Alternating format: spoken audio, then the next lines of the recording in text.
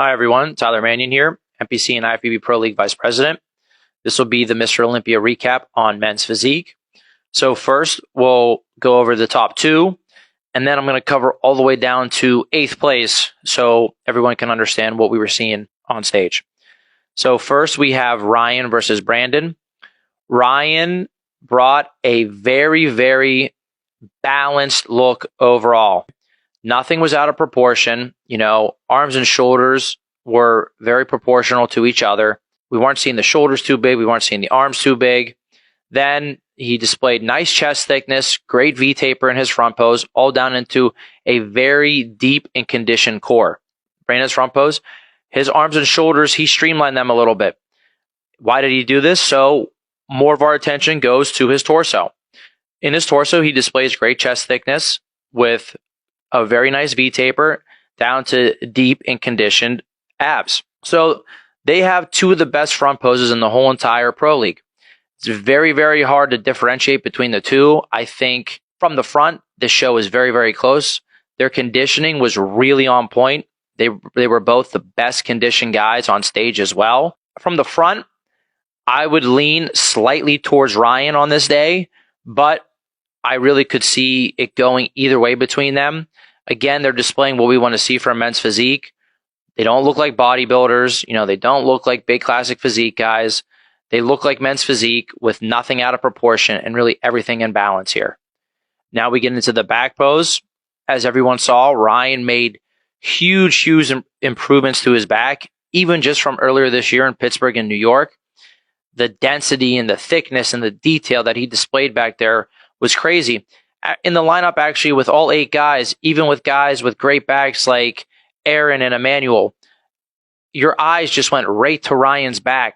That's how detailed and crisp and full it was on stage. Showcasing, again, great taper, shoulders that are in proportion, with his body to the back. The triceps, again, are not too thick. We're not seeing huge, thick arms from the back as well. So everything is in proportion here. The back was really dense and detailed. And this was where he really beat out Brandon. Brandon's back has a ton of detail to it, especially with the condition that he's in. However, he just needs to add more width to his back. As you see in his front pose, he displays great taper and great width. But from the back, it's just not the same. And really, the only thing he needs to work on is adding width to this pose. Looking at these two, they were the clear top two. The conditioning definitely made a huge difference for both of them. But overall balance, again, Brandon doesn't have to be the widest guy on stage to win again. He just needs to be wider for his frame and for his physique. So it's all about balance with great conditioning, great fullness, and great detail, what they brought. But I think they're both great representatives of what we want to see with men's physique moving forward. And to add to that, they both have very good legs that balance out their physiques. They are not top heavy whatsoever. So with the board shorts that are up a little bit higher above the knee and obviously tapered, so they're a little bit tighter, you can see they both have leg development, which shows off a complete physique and really enhances their look. In 3rd place, we had Aaron. So Aaron's conditioning definitely was a little bit off at this show. I think obviously last year at the Olympia, his conditioning was 100% right on. Now here it was slightly off. So in the front pose, while he displays really, really good taper, his arms aren't too big. His shoulders are pretty balanced with his arms. He has, pretty big shoulder cap, but it's nothing too out of balance here. His abs were not as deep and as detailed as they have been, holding just that slight bit of water there. And again, he looked just a little bit shallow through the chest as well in this front pose. So I think maybe even if he was on 100%, it could make his chest look a little bit thicker, so he would lose that shallowness look that he had here. But overall, it's still a really, really good front pose. Again, he also has nice leg development, so he doesn't look top heavy. And it's just a very complete front pose that, just with some little tweaks, he could really nail it. Aaron has a great back, but he's hitting this pose definitely a little bit different than he has hit it before. And the way he was hitting this pose, it really wasn't bringing out the detail all throughout his traps and his mid-back, and also wasn't displaying the width that he normally displays in this pose. Couple that with being just a little bit off conditioning wise, and a pose that used to be extremely, extremely strong for him when he turned around and, would be lights out against some people. It just wasn't the same this year. And while it was still very good, it's a very good back pose, but the posing difference combined with the conditioning being a little bit off took away from this back pose, so it wasn't as strong as it normally was. And that's how we ended up in third. In fourth, we had Emanuel. This was the best conditioning that we've seen from Emanuel. He displays shoulders and arms that aren't too big. They're very proportional to each other. They don't take away from his torso. He displays great taper. His abs were the deepest and most conditioned that they've been. He could still use just a little bit more thickness to his upper chest in this pose. He has room to grow. He could just add a touch more to his legs just to make his overall physique more balanced. Again, we're not judging the details and everything of the legs, but like I referenced with Ryan and Brandon, having, legs that are in balance with your upper body in complete balance really enhances your look. Then from the back, Emanuel has a really, really good back pose. But again, just overall here, he just needs to get everything deeper. It's just more detail that he adds to his physique, which is just with another year of training that can happen, especially when you get back into this kind of condition. But if the abs come in a little bit deeper, the details in the serratus come in a little bit more, the lines and details in the back are a little bit more, that's going to really, really enhance his look. So other than a little bit more thickness in the upper chest, it's not really about adding size to his upper body. It's just adding and getting more detailed in what he has. And it was overall a very, very strong look for him. And I think he's a really great future contender in this class. In fifth, we had Diogo. And in sixth, we had Corey. So Diogo and Corey, I thought, were very, very close. We'll go through what they need to do and then why Diogo ended up beating out Corey. So for Diogo, from the front pose, what he needs is obviously he improved the detail through his abs. He could still improve that a little bit more.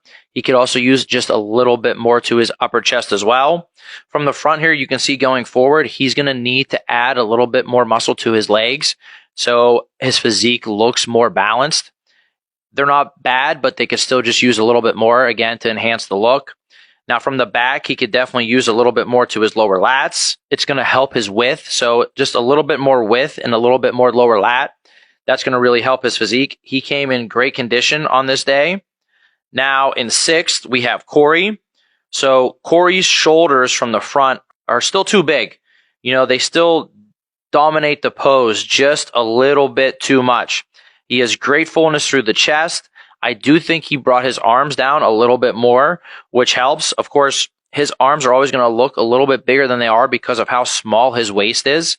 He has a great taper. And, for the front pose, other than the shoulders being too big, he also is definitely going to need to bring the legs up a little bit more going into next year. He needs more of a balanced look. He looks very top heavy right now, especially in this front pose. So for him, I know he still has a little bit of weight that he, have until he hits his weight cap. So that should be really focused on bringing down the shoulders and bringing up the legs a little bit more from the front. From the back, Corey's really improved. He displays great thickness and detail through the back. Again, you can even see in the back pose, the shoulders are just a little bit overpowering compared to the rest of his physique and the rest of his upper body. And he could still focus on the lower lats just a little bit more. So the difference for me and why Diogo was fifth and Corey was sixth was just overall size. Diogo fits more into what we want to see in men's physique. Obviously, with Corey being bigger in the shoulders and, in the upper body, but also, they both need to bring up their legs to complete their look. But Corey just looked more top heavy as well. And they were both in great condition. So for me, the difference was really the overall balance of their physique, and Diogo is more balanced than Corey, so that's why he ended up in fifth. In seventh, we had Chiron. So for Chiron, I still think, especially in the front, he is just a little bit oversized for men's physique. When we're really up close, we can see everything. He does have a little bit of gyno that he needs to fix. It was showing on the day of this Olympia. It's not horrible, but it's enough that we can see it, and it's something you get marked down a little bit for. I thought his conditioning was good, but it wasn't as good as some of the other guys that placed ahead of him. His back is always solid, and actually from the back, he's more in balance with the arms and the shoulders in the back through the back than he is from the front. So it's just from the front, downsizing and streamlining just a little bit more from the front. Obviously, again, that little gyno issue taken care of, and he could still come in a little bit tighter. In 8th, we had Jeremy. So for Jeremy, I thought the size and proportion and balance that he brought was very, very good. He was just a little bit flat on stage. So for him, he just needs to have more detail, through his abs. He needs deeper abs. And from the back, he can still, work on adding a little bit more width and a little bit more depth and detail to the back. But overall, he was very balanced. His legs are also very balanced with his upper body. If he, works on his peak and competes a little bit more, he can have a great shot at doing really well next year. So this is a review of the top 8 guys, and I hope it helps you guys see what we were seeing at the judges table.